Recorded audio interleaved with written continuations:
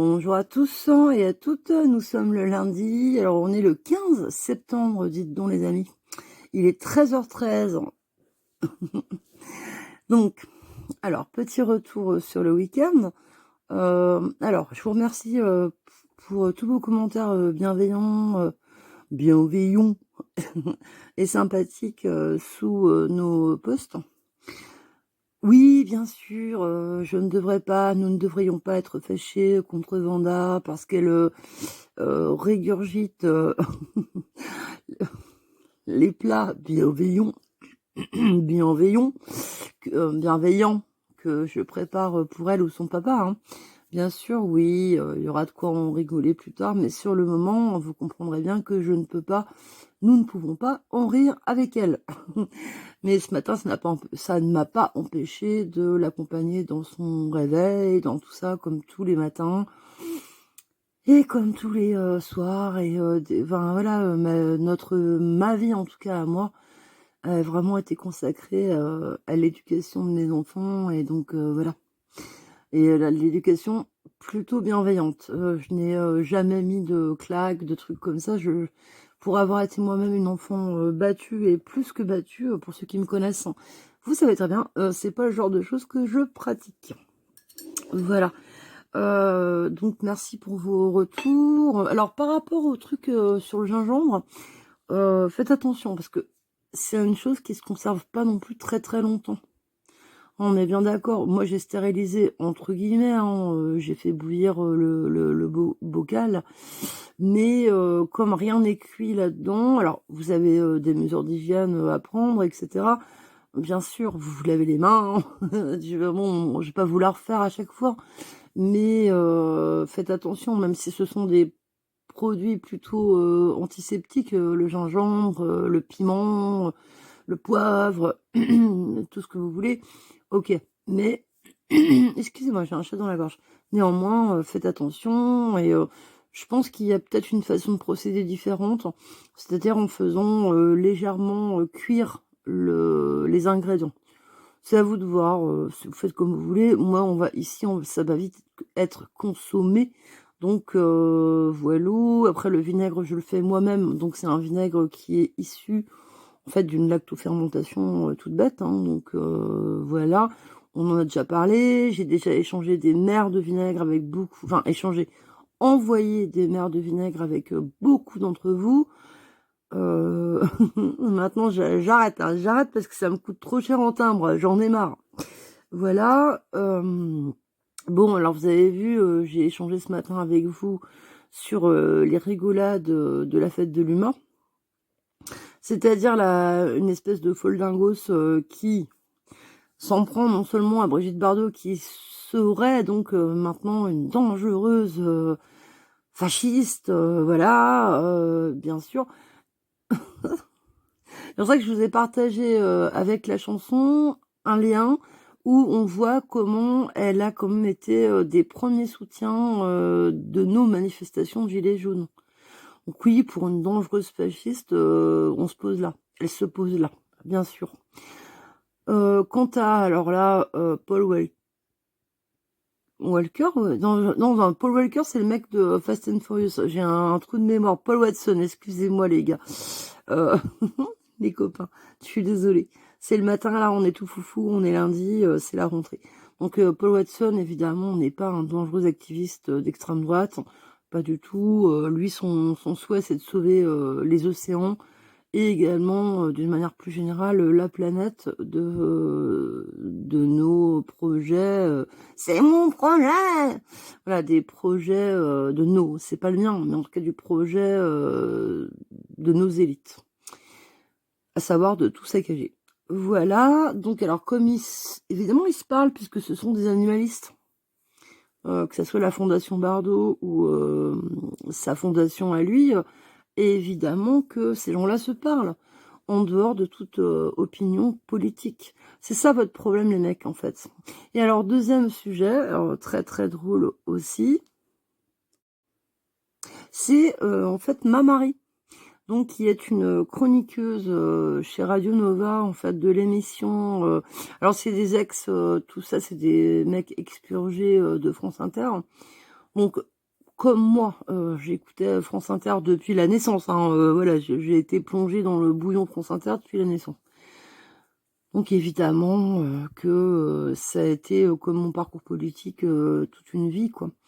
Et évidemment que je suis abonnée à Radio Nova et que j'écoute. J'aime beaucoup d'ailleurs beaucoup de gens de chez eux, hein, la question n'est pas là. Et donc cette chroniqueuse, ma Marie, nous a fait une chronique que je vous ai partagée, qui est d'une drôlerie mais sans nom, où le culot, il fallait l'avoir tout de même, à la fête de l'UMA, parce que cette émission qui s'appelle La Dernière, donc c'est le chef de l'émission est Guillaume Meurice. Voilà, j'avais un trou de mémoire. Et donc, ma Marie fait partie des chroniqueurs. Et là, ça se passait en direct de la fête de l'UMA.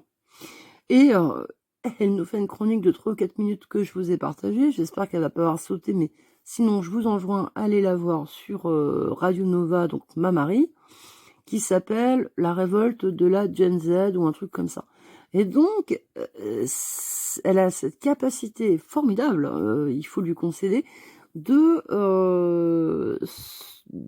en fait, de faire passer cette révolte de gens qui veulent tout simplement des droits à la liberté, etc., etc., etc. Alors on va me dire, oui, mais c'est, oh, quand même, c'est les GAFAM, tout ça, c'est dégueulasse.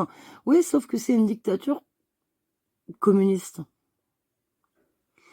Et donc, comment récupérer des idées, enfin, en tout cas, une révolte de jeunes qui disent, on en a plein le dos, c'est plus possible, etc., etc., au Népal, sous une dictature communiste, sans, à la fête de l'humanité, sans jamais dire une seule fois que c'est une dictature communiste.